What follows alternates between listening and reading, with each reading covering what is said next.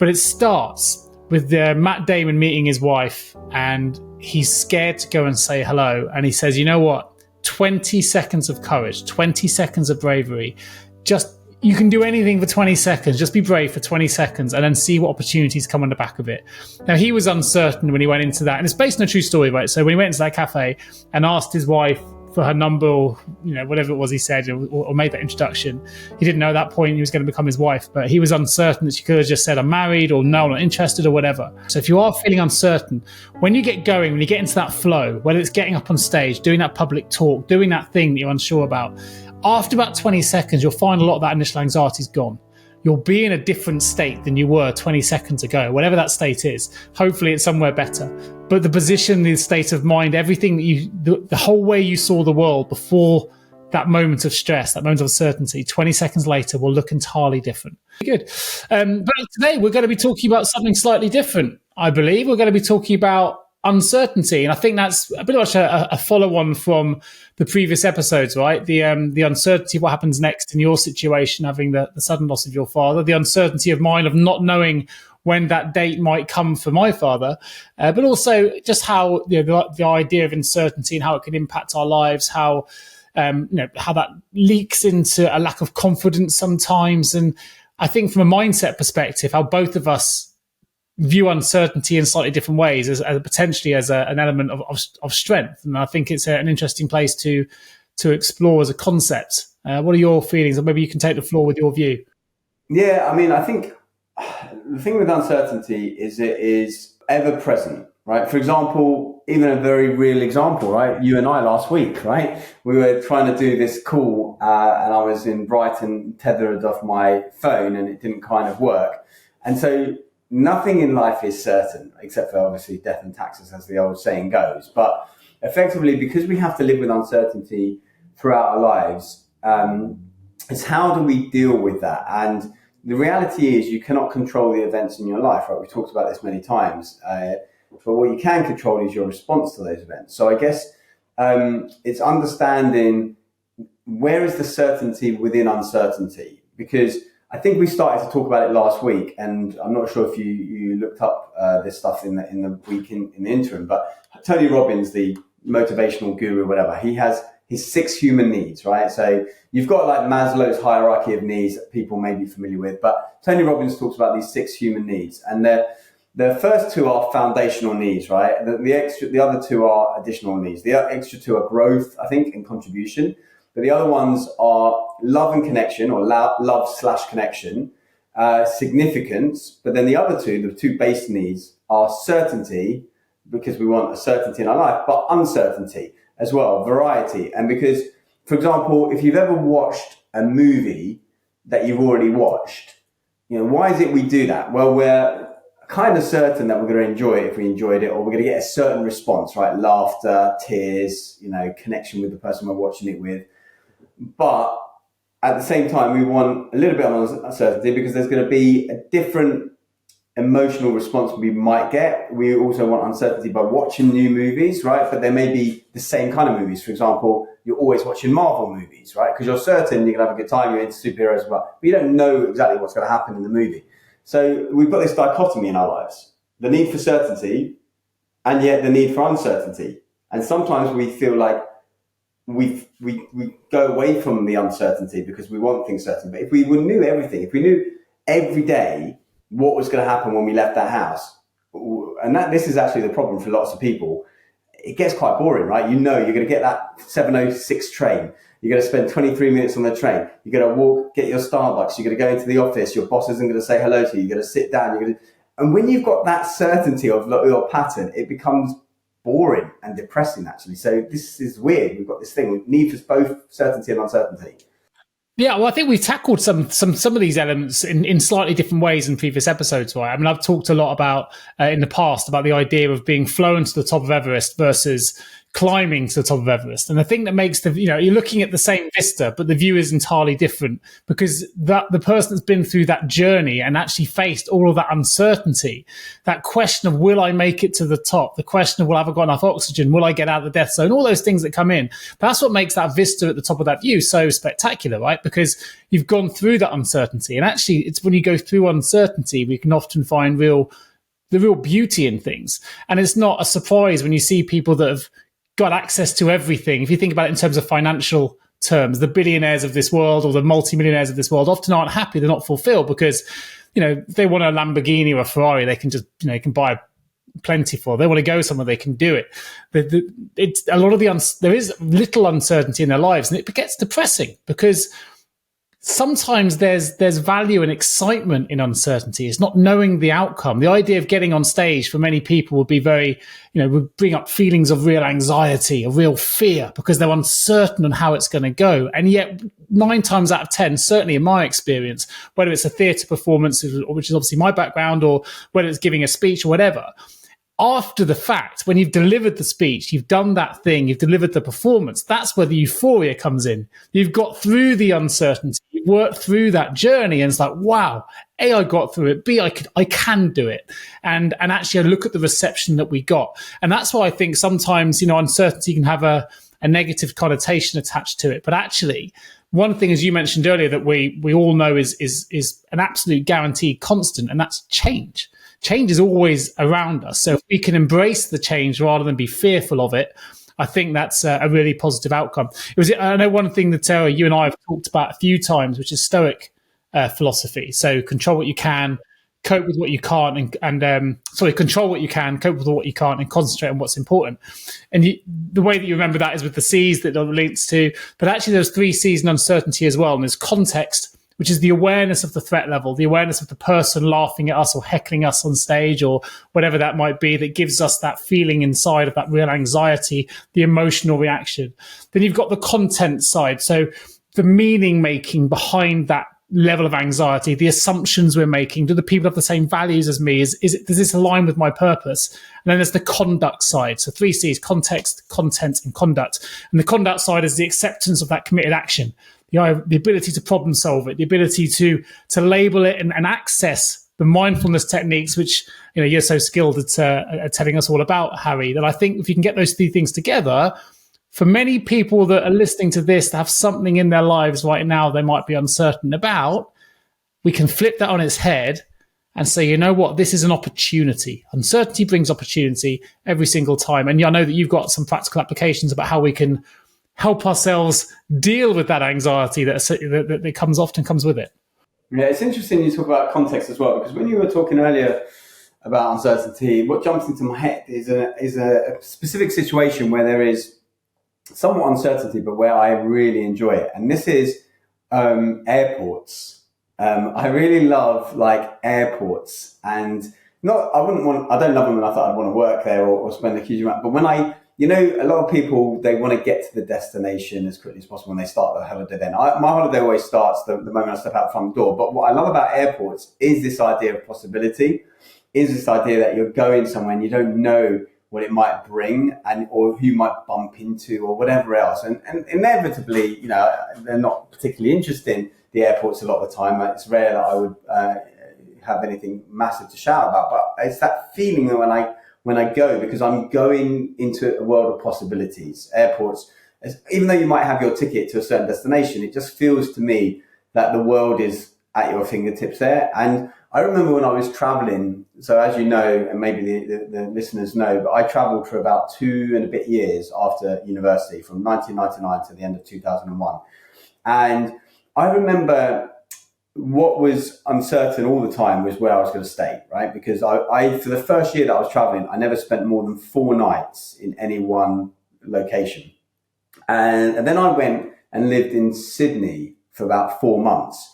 And I remember after spending 4 months in Sydney, getting on that bus for the first time, and I felt really quite anxious because I was getting a bus down to Melbourne and I was going to move there for 2 months, because I got used to that certainty of I had this flat, 3 flatmates, and I was by the Coogee beach, so I could go for a swim after work. And so I had that certainty there. And then as soon as this weird uncertainty came, I got anxious and nervous, and I had to remind myself that I was always able to do that before. Right? I was moving every 4 days or something. And so I guess my thing with uncertainty, where I talk to clients, because uncertainty is everywhere, right? You can't escape it. But where can you be certain within that uncertainty?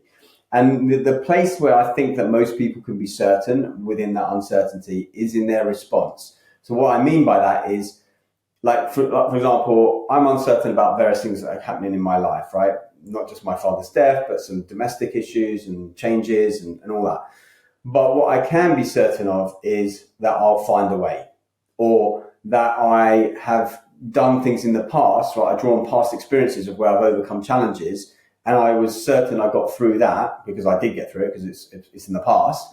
And so that brings me certainty. So I always say to people, find certainty in your response, right? You're certain that you're going to adapt. You're certain that you're going to be flexible. You're certain that you're going to survive this in some way, shape or form. Might not be the way you want, but you've still got certainty. You can't control the event because that's going to be uncertain, but you're certain in your response. That would be my main go-to, if I'm honest. I think building on, I've got something to think about here, and this has certainly happened in my life. I'm sure it's happened to most listeners as well. And I'll get to the point I'm going to make in just a moment. But to build upon your airport moment, it reminded me of when I went to Vegas with two of my friends, and I decided that I wanted to do a skydive. And of course, that's for me as someone who's relatively fearful of heights anyway. That is absolutely peppered with uncertainty, and the uncertainty, of course, links to then the context, the fear that if the parachute doesn't open, I'm dead. What is it? That's the biggest fear. That's what creates that anxiety. But also that's the reason I want to do it as well. Not because I want to die, but because I want to feel the rush of that level of uncertainty is what gives you the high. Knowing this could happen is what gives you the high that it hasn't, and you've come through it, and you've essentially given yourself a catalyst for growth in one way or another because you've confronted your fear and you've been able to overcome it. And there's certain things you can think about there. You might lean on breathing, for example, and I was certainly taking deep breaths before I went in and trying to calm myself because I was incredibly nervous. The danger, of course, then where the brain kicks in and where we can get ourselves in trouble is knowing, as you've mentioned there, and the point I wanted to raise now is knowing where we're certain, I think is great. I couldn't agree more with the advice you've given. But for people listening to this that are going through uncertainty, what we tend to do is our brain now takes over and takes us to a place of probably 10, 20 times worse than what's actually going to happen. We create these stories in our minds of saying, if I do this, then this could happen, then this could happen. It's a bit like I work in the world of recruitment and someone gets made redundant. And I obviously coach a lot of clients, particularly in relation to career coaching. And their biggest fear is, and that means, if I don't find a job soon, I'm going to be unable to pay my bills. I'm going to end up losing my house. Then I'll end up homeless. Then my kids have nowhere to go to school. I won't be able to feed. And they've gone to the nth degree because it's the what next, what next, what next. And that's where the uncertainty can build real fear and paranoia and anxiety beyond belief. And even if you find your certainties within there, that's the thing I think sometimes can be quite difficult for people to manage. It's interesting that you use that as an example because you talked about Stoic philosophy before, but one of the ways that they deal with it, and I think I might have mentioned it before. I certainly mentioned it to a friend of mine about 6-7 weeks ago, but it is actually to play out.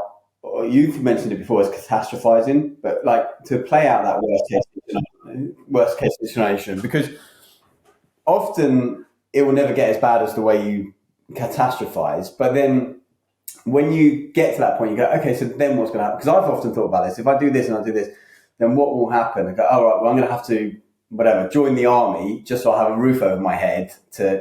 Now, I wouldn't really want to do that, but I think this actually is something I was doing, unfortunately, with my dad. Right, and I've been doing this for about 3 or 4 years. Maybe longer, because I remember reading about this in, I think it's A Guide to the Good Life, which is a really good book on Stoic philosophy that I do recommend.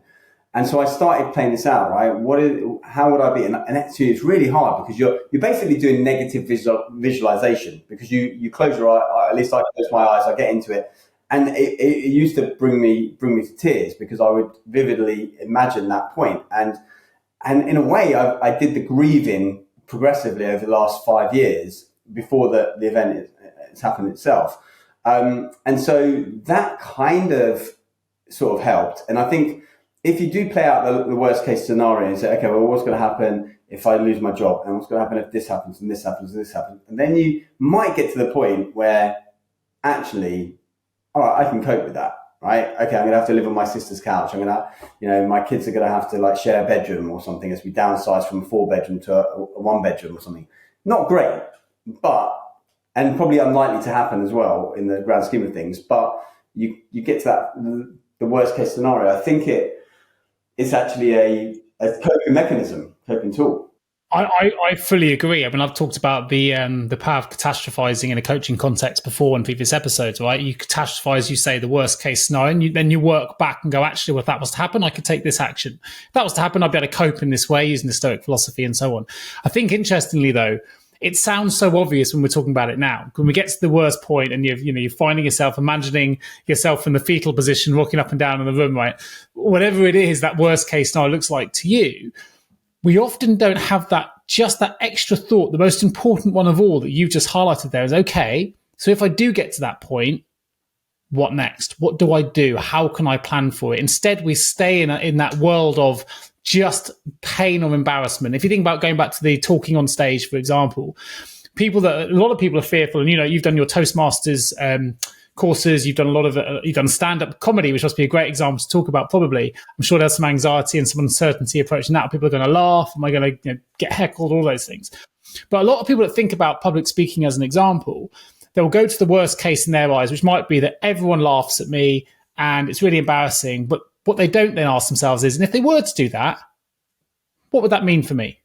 What would be the actual ramifications of that action? Would it'd be forgotten about in a few minutes? It'd be this. And actually, it's very rarely as bad as we think it would be. But what is it we can do as a tool or to advise our listeners that when they get to that point of fear, I think that's where most people get stuck. They don't actually have that level of layering, I guess, to go, actually, okay, that is the worst case.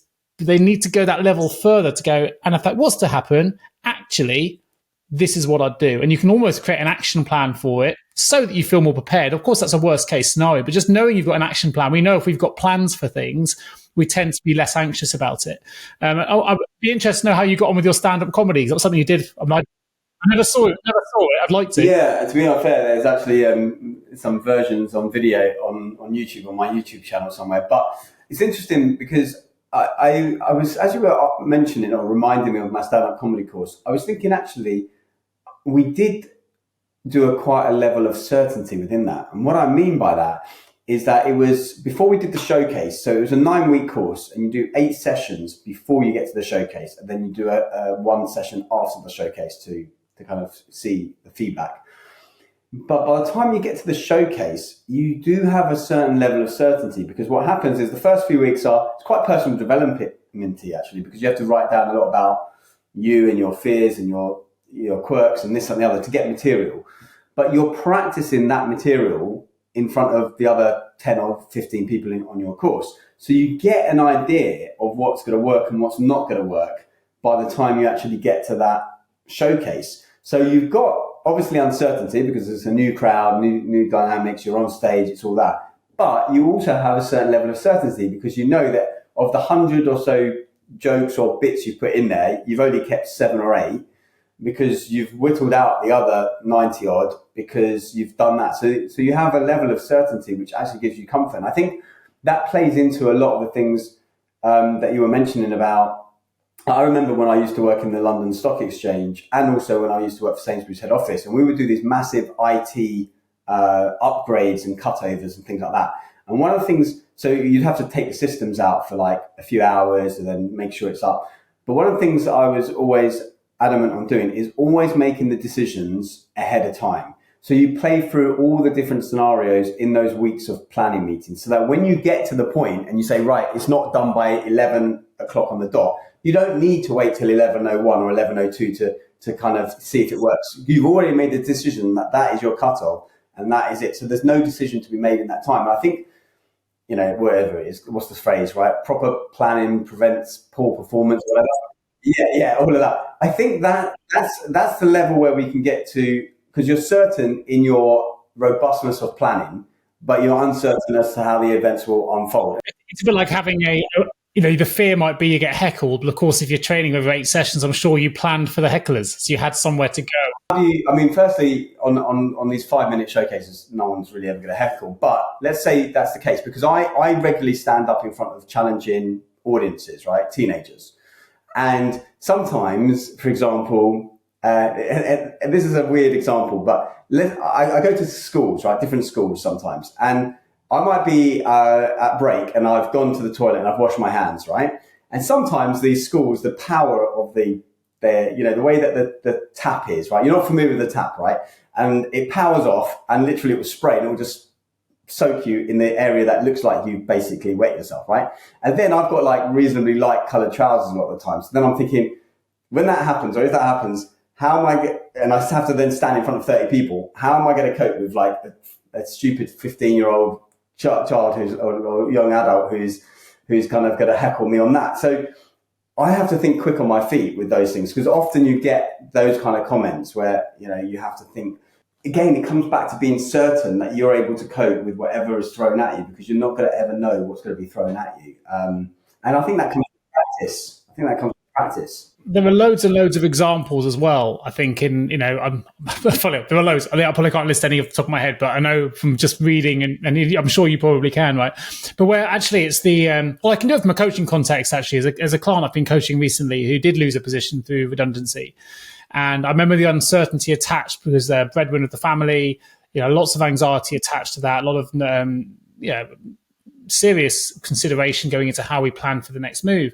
And this individual was offered a job and immediately wanted to take it. And we obviously worked together. And I said, it doesn't really align with your values, your purpose. It's not really in line with your moral compass, various things here, this particular position. You're taking it because you're fearful of the uncertainty that's attached to not having a job. But if it's so misaligned, it's not going to work for you. This will create more problems in the longer term. Now, you've got to make your own decisions and where you decide to go. But we're having a good session here. But let's go back to basics and understand what it is that you're uncertain about, and then work through it. Anyway, without giving the whole coaching 6 month sort of process away in a couple of minutes, it turned out they did decline the opportunity. And by waiting and taking a patient approach and planning, they ended up with a position right on their doorstep at a level that is above anything they've ever worked at before, at C-suite level. And, had they jumped in straight away, it never would have happened. But I use that as an example because often it's in times of uncertainty that we have our biggest shifts in what happens. People become authors, people make complete career pivots. Look at what the pandemic did for career pivoting. And you look back and go, you know what, if it wasn't for that issue, that event, that thing that happened, that thing I was unsure about, I may never be where I am now. And I think sometimes it's the uncertainty in our lives that gives us those defining moments that actually help propel us to whatever that place is we really want to get to. So I think if we're able to shift our perspective to see uncertainty not as a barrier, but actually this is a potential opportunity for growth, this could lead to unexpected possibilities, I think that's great. I think in your example with the watermark on your trousers and a 15-year-old making comments, that would definitely be me as a 15-year-old, by the way. So I know they do that. I'll have been that kid. I think a lot of it as well is we've got to be aware of our own ego and I guess the role our ego plays in uncertainty. So often our ego gets in the way. Now, the ego I would sum up as the version of ourselves we want to portray, that we want others to see. But it can often hold us back from who we really are anyway. It can hold us back from who we authentically are and all those things. Now, I'm not saying we on your trousers makes you authentic or inauthentic. But laughing aside, the point being, often when it comes to uncertainty, when we're getting on stage, we're worried about embarrassing ourselves. We're worried about not being as good as we think we might be. And sometimes I think that's where ego can get in the way. If we let all that go, as you say, and go back to that catastrophizing, why does it matter? This too shall pass. This is part of, the idea of, Michael Jordan missing more hoops than anybody else, but then he sunk more. Every time I'll fail, as you put, the first attempt in learning. Every time we make an error and we let the uncertainty in, let's say it does go bad. Okay, that's going to happen. We can't always assume it comes out to a good outcome initially. But we learn from it and we grow from it. And actually from failing, from something going wrong, next time you go to the children's locker room at the next school thing, you're going to make sure that you probably don't get any splashback. A couple of things with that, right, is that like, firstly, I'm glad you said the word growth when it comes to uncertainty, because uncertainty leads to growth. And I want to talk about growth and how that links into things like comfort zone in a second. But the other thing is, those opportunities, let's say, the way I look at it, let's say you're in front of students and then, there's a comment because whatever, your shirt isn't tucked in properly, or I don't know, whatever the thing is. I always see that as an opportunity to grow, because it's about learning to think on my feet. So I always think that, and this is actually one of the main reasons that I started doing work in schools, because I thought probably the toughest audience you'll get will be teenagers a lot of the time. And so it gives me the ability so that when I'm in front of adults, I know that I can pretty much handle most of what I'm going to get. And so for me, it is that opportunity to grow. And I frame it like that. And I think it, like everything, right? Nothing has any meaning except for the meaning you give it. So I choose the meaning of that situation to be, this is an opportunity for me to grow, right? What do I need to learn from that? And this is where we talk about comfort zones, because there is certainty in your comfort zone, right? Always ordering the same food, always going to the same, and we do this all the time. I did this the other day. I've got my favorite takeaway, right? Where I always order my takeaways. And then the other day, I chose a different place because my one was closed on a Monday or whenever it was. And I was a bit apprehensive about that, because I was like, I'm not certain if I spend this 10, 15, 20 pounds, it's actually going to be what I want. But then I went into certainty mode, and I thought, well, you know what? I'm certain I'm going to eat it anyway, or I'm certain that if it's so bad, I'm never going to order there again. So either way, I'm going to win in some way, right? Because I've ticked off something. And so I think it's that frame, because when you get too stuck in your comfort zone, right? Same food, same people, same movies, same everything. Okay, there's nothing wrong with that, I say to people, right? Nothing wrong or right, you choose it. But most growth and most great stuff in life happens outside of one's comfort zone. And so there is uncertainty outside of the comfort zone. There is clearly uncertainty outside of the comfort zone, because you're not used to being there. But that's the only place where we grow.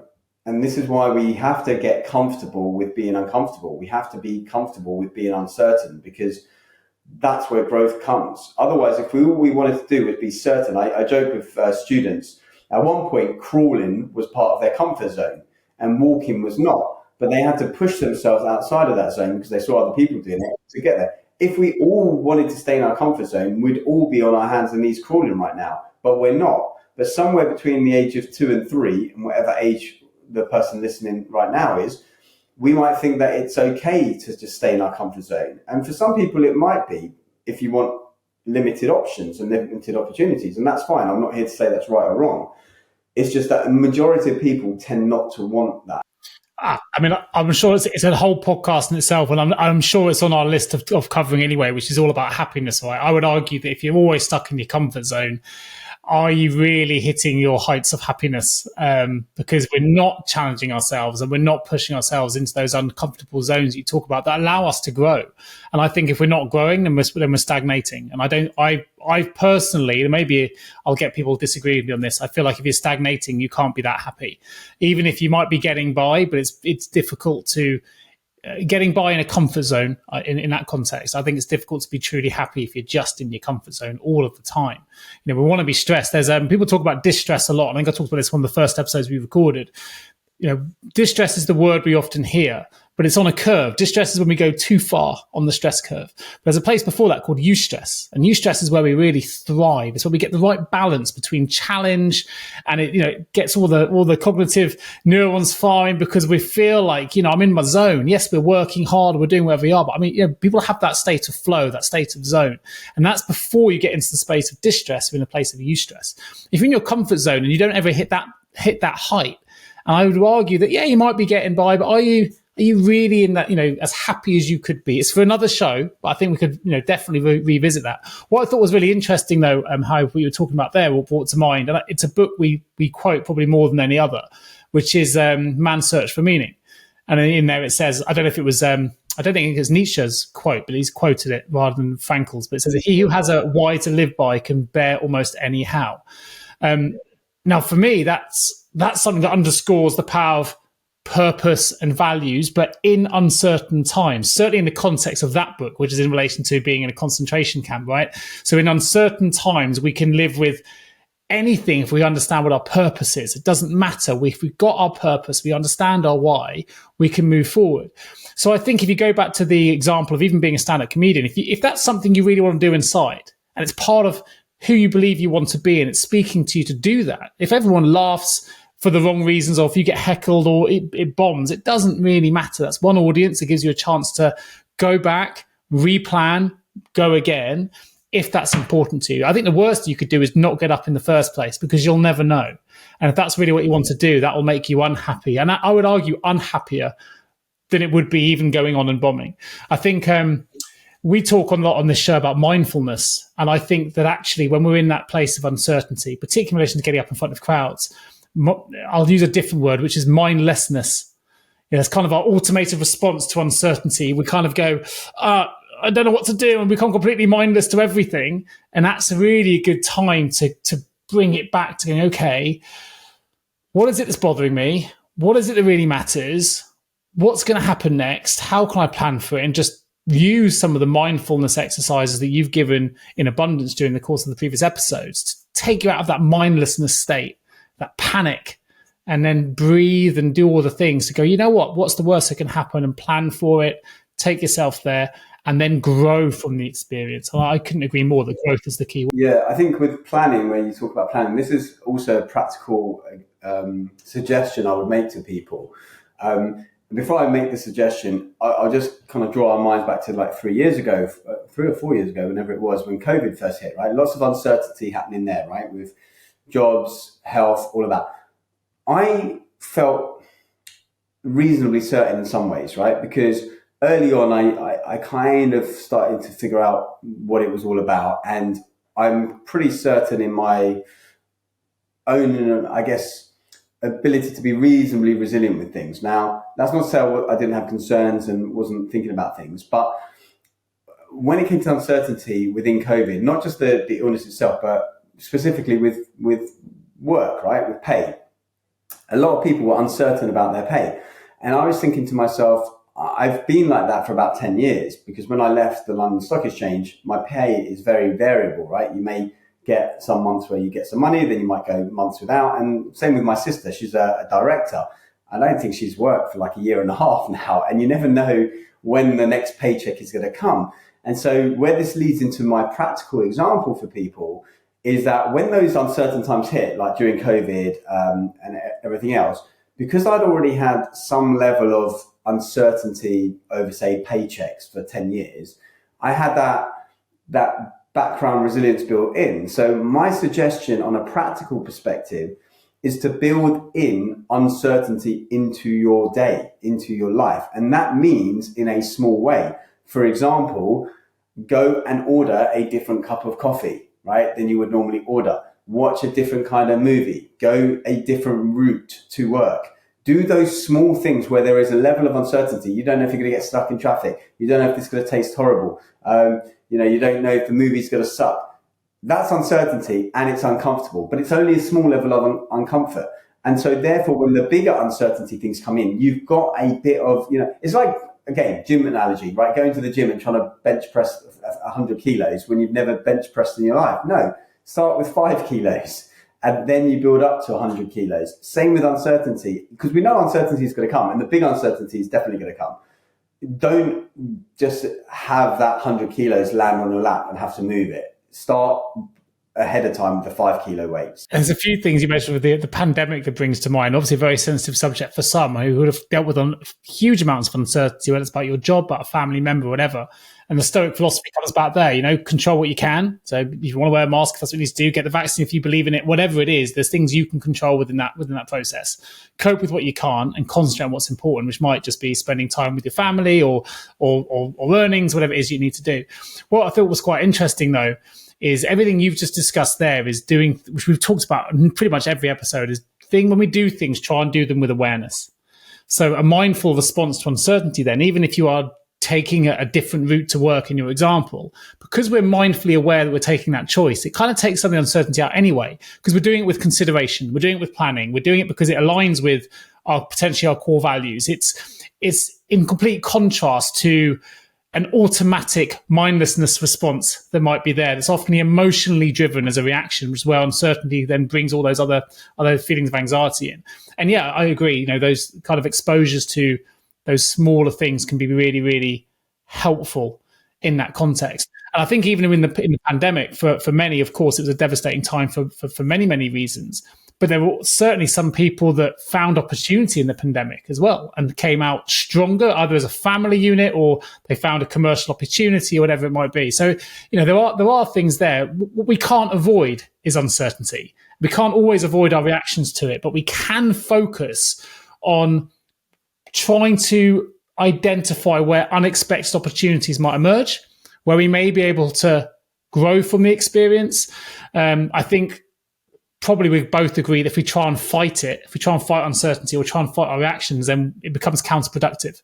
And that's where it really starts to build. It drives us towards burnout. And I think, you know, we saw that certainly during the pandemic. People were being driven to burnout because they were so floundering and working so hard, trying to overcome the uncertainty to a certain degree and didn't really take the time to reflect or get their awareness working. They were, as I say, they were going in that automatic, emotionally driven response as opposed to that pragmatic, calm, let's take a moment, let's catastrophize if we need to, let's plan for it, let's take a strategic approach to how we can try and improve our situation.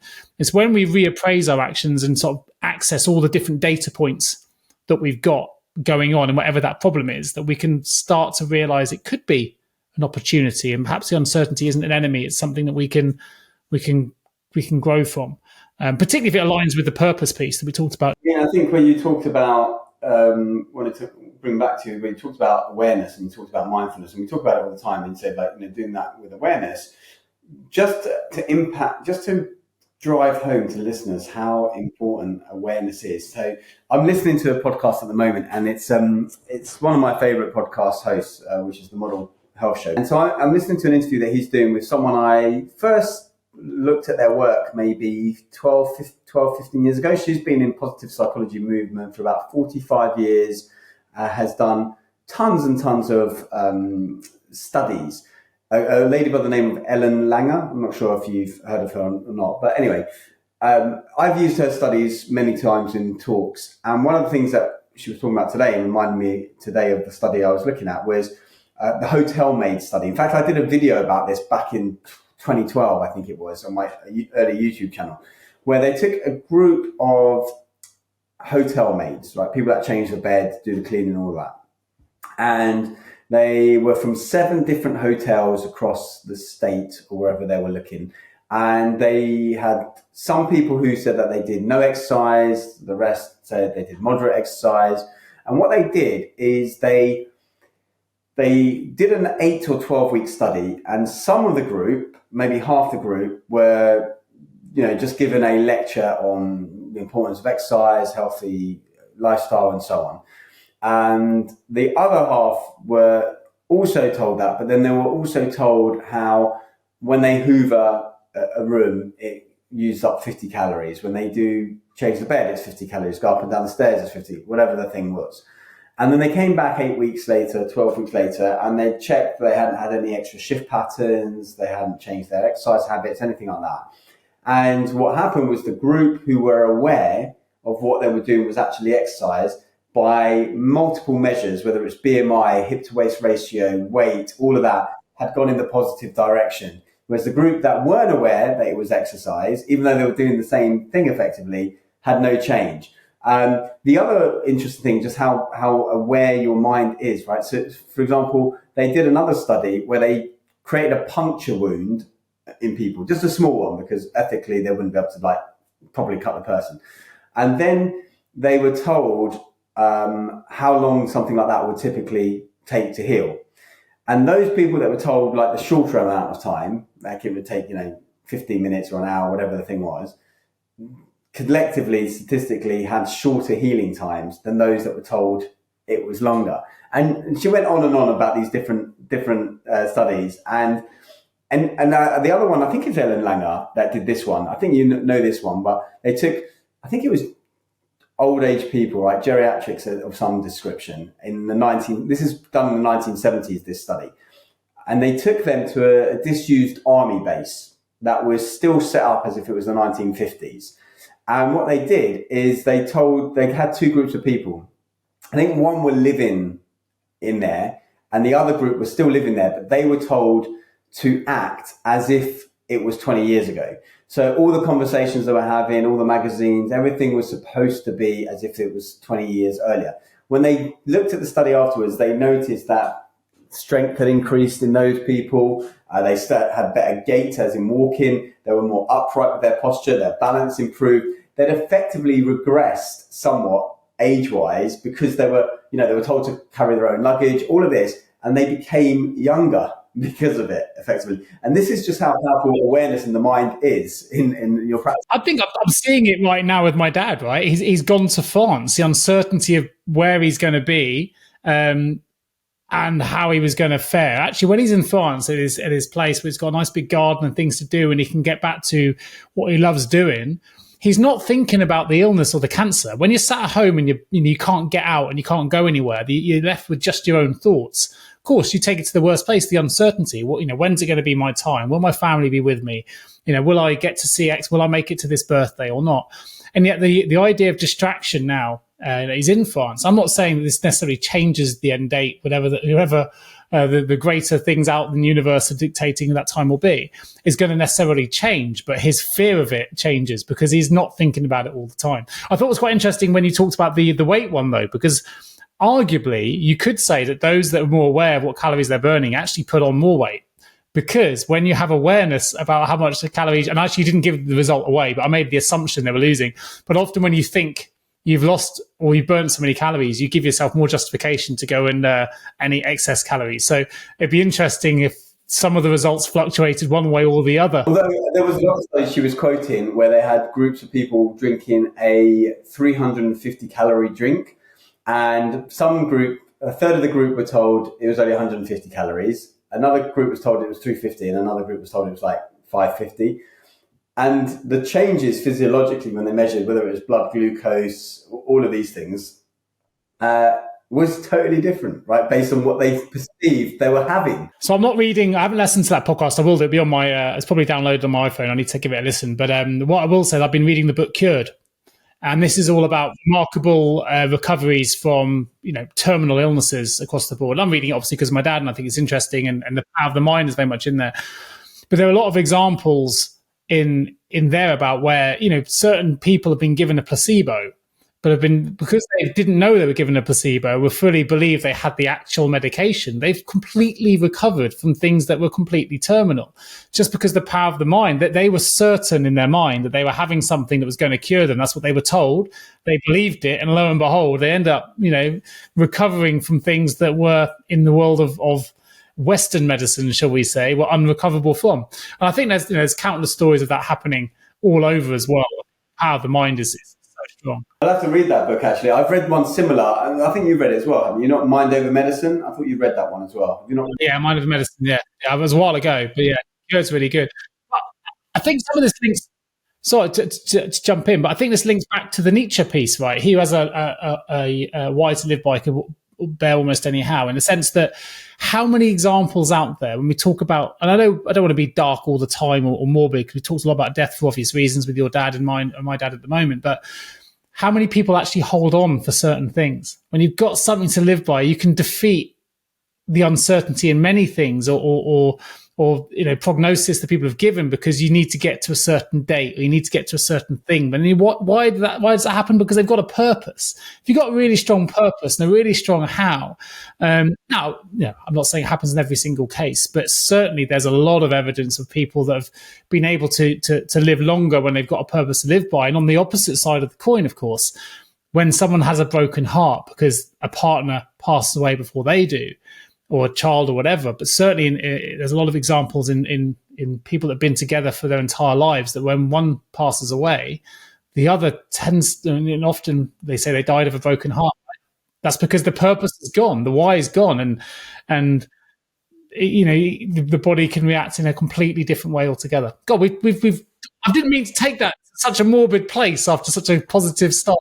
Yeah, I mean, it's fine. I mean, it goes wherever it goes. I mean, but going back to your placebo examples, this is surely a level of certainty there, because you're given this pill and you're certain to some degree, right? Because you're told, okay, this is a new drug, it's working wonders in people, blah, blah, blah. So you've got that certainty from the doctor that this is going to help you in some way, even though it was a placebo. And therefore you create that certainty in your mind and therefore body, and it becomes a reality. And most drugs actually that are tested, which are tested against placebo works anywhere from, they say on average 30%, but in reality it's anywhere from 10 to maybe 80% of the time, effectively, or just as, in fact, someone set up a company selling placebo pills. They actually did quite well. They said to people they were actually placebos, but you can buy them, you can use them for headaches or whatever.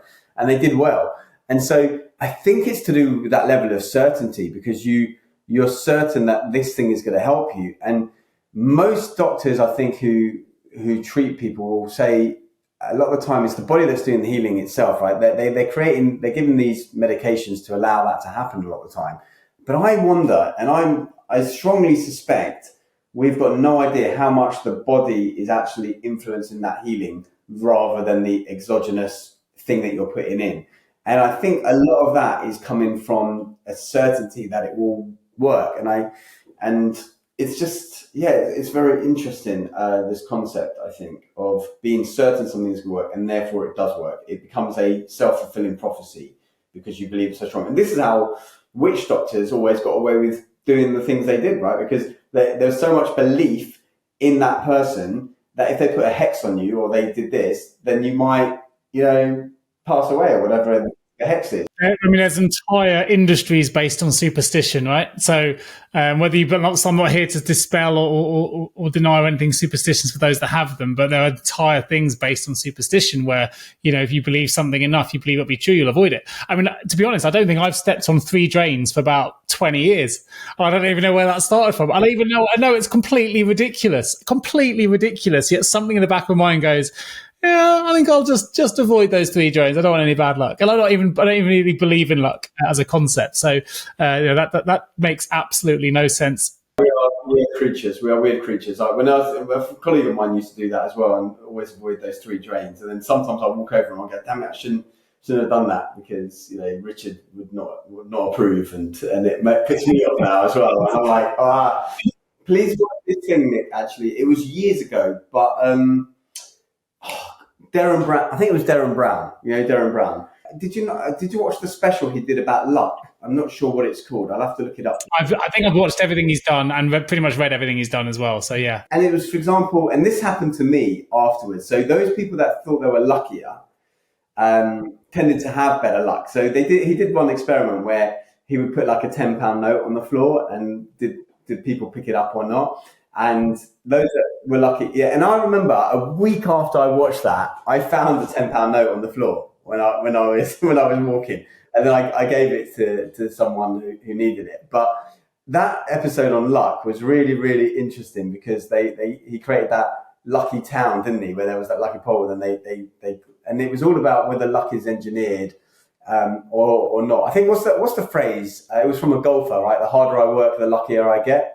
I think it was like Jack Nicklaus or something like that. And I think that's so true. Or luck is opportunity, or preparation meets opportunity.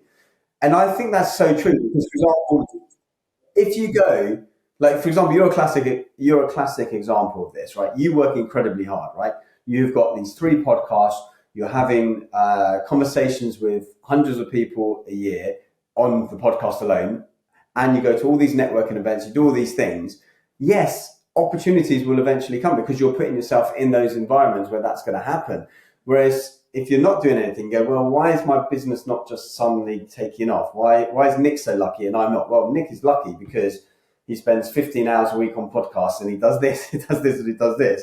So he's had that preparation. And then when the opportunity comes, which is maybe 1 out of every 50 things that he does, because he's done those 50 things in 50 days instead of 6 years, he's going to get luckier quicker.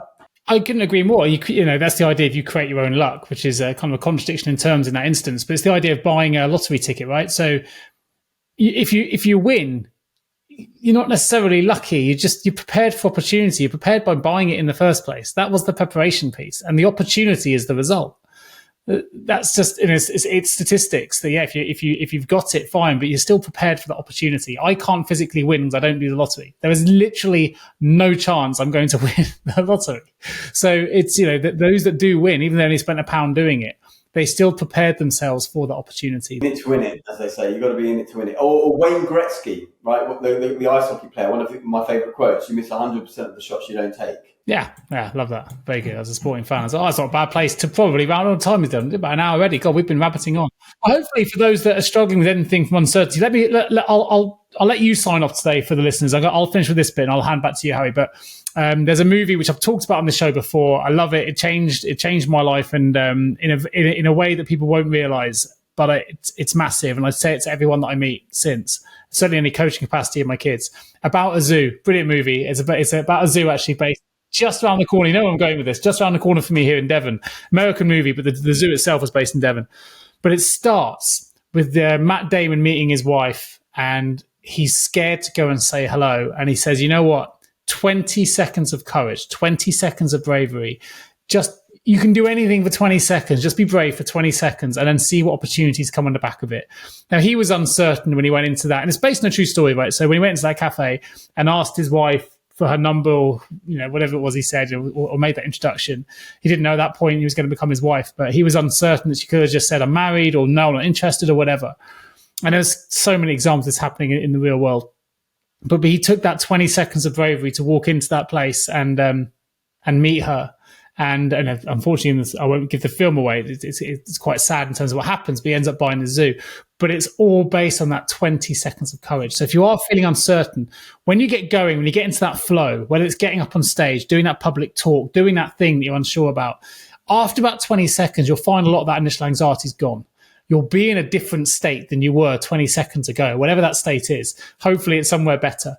But the position, the state of mind, everything that the whole way you saw the world before that moment of stress, that moment of uncertainty, 20 seconds later will look entirely different.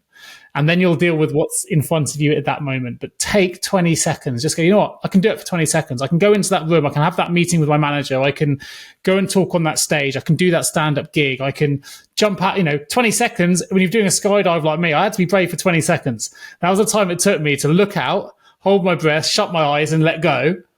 And I'm done. 20 seconds. But you needed to be brave for 20 seconds to make that happen. So that's the bit I leave the listeners with. I love that. I'm sure we've talked about it before because I remember seeing that clip of that movie about a week before I met a previous girlfriend, where I was afraid to go up to her and speak to her. And then that movie popped into my head. And I thought, I've only got to be brave for 20 seconds. And I did. And I literally thought that as I was going up to her, I go, it's only a 20 second walk to her.